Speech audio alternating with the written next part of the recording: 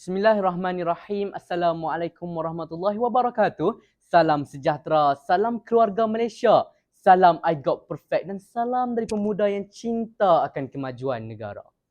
Andai patah sayap Seraja Wali bertongkat jua saya kemari.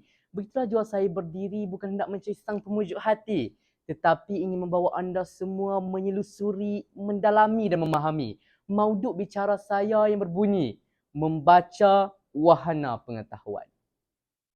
Ilmu itu perlu dicari untuk dimiliki kerana ia tidak akan pernah datang dengan sendiri. Terima kasih juragan pengerusi majlis yang cantik berseri, barisan kehakiman yang berpaksikan keadilan, penjaga masa yang setia dengan jam randitnya, seterusnya guru-guru rakan-rakan seperjuangan sekalian dekat di hati. Sebelum bahtera berlayar, eloklah kita bersama-sama merungkai mauduk yang termeterai. Menurut Kamus Dewan edisi kelima, membaca bermaksud memerhati isi yang tertulis dengan teliti dan memahami kandungannya. Wahana pula membawa maksud saluran atau pengantaraan, manakala pengetahuan pula merujuk kepada kefahaman manusia terhadap sesuatu perkara, yang mana ia merupakan kefahaman yang sistematik. Berdasarkan definisi yang diberikan, dapatlah disimpulkan bahawa membaca adalah teras untuk mencapai kejayaan. Oleh hal yang demikian, pada hari yang berbahagia ini, 3 perspektif hujah akan saya unjurkan. Pertama, membaca dapat melahirkan insan yang berilmu pengetahuan. Hampir semua perkara di dunia ini dapat diketahui dengan membaca. Sebagai contohnya, para pelajar disediakan dengan buku teks. Namun, para pelajar boleh membeli dan membaca buku rujukan untuk menambahkan pengetahuan. Hal ini kerana ilmu perlu dicari untuk dimiliki dan ia tidak akan pernah datang dengan sendiri. Bak kata pepatah, yang bulat tidak akan datang bergolek, yang pipih tidak akan datang melayak. Usaha Kementerian Pelajaran Malaysia yang mewujudkan nilam juga harus kita berikan pujian. Ganjaran yang diberikan kepada pelajar yang banyak membaca akan menjadi pembakar semangat kepada para pelajar lain untuk membaca lebih banyak buku.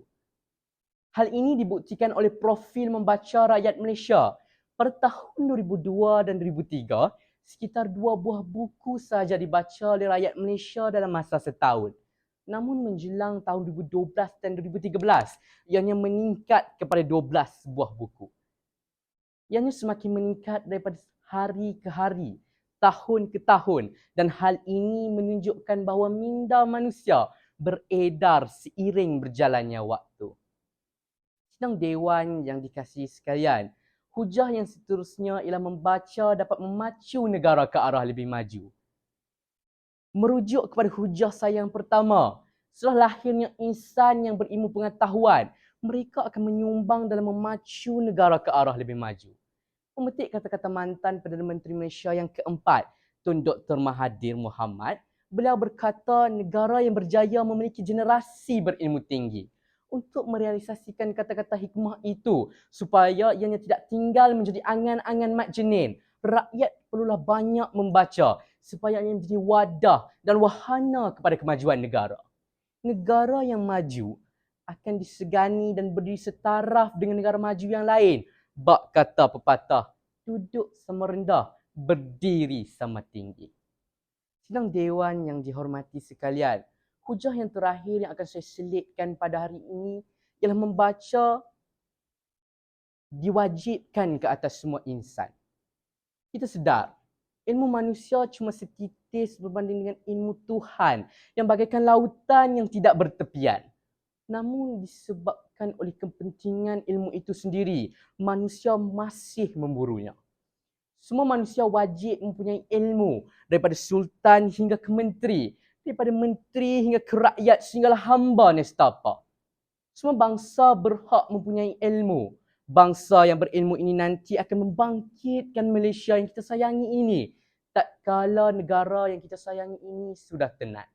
Jika pemimpin lahir dari kalangan minda kelas ketiga, akan timbul pelbagai isu yang tidak enak didengar seperti rasuah, pecah amanah dan isu perkauman. Adakah kita inginkan tragedi berdarah 13 Mei 1969 berulang semula akibat daripada kebocoran kepimpinan? Tepuk dada, tanyalah hati. Tuntasnya, bangkitlah rakyat Malaysia daripada mimpi yang panjang. Mari kita lahirkan generasi minda kelas pertama. Pemimpin perlulah berganding bahu bagaikan aur dengan tebing bagi memastikan rakyat sentiasa berilmu. Rakyat juga perlulah bersatu padu bagi memastikan diri sentiasa diisi dengan ilmu dan jangan biarkan diri digelar katak di bawah tempurung kerana ceteknya ilmu pengetahuan. Bersatu padulah rakyat dan juga pemimpin dalam melahirkan insan yang akan meneruskan pemburuan ilmu melalui amalan membaca. Bersatu padulah kita bak kata pepatah, gunung sama didaki, lurah sama dituruni. Hati gajah sama dilapah, hati kuman sama dicecah. Biarlah kita berakit-rakit ke hulu, berenang-renang ke tepian, bersakit-sakit dahulu, bersenang-senang kemudian. Benarlah membaca adalah jambatan ilmu. Pesanan terakhir saya pada hari ini, jika sudah penuh ilmu di dada, janganlah mendongak ke langit, pandanglah ke bumi. Kongsilah ilmu tersebut kerana ilmu yang dikongsi tidak akan pernah habis. Malah ianya akan semakin bertambah.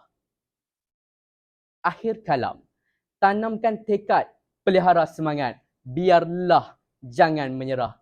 Moga Malaysia terbang tinggi. Sekian wabillahi taufiq wal hidayah.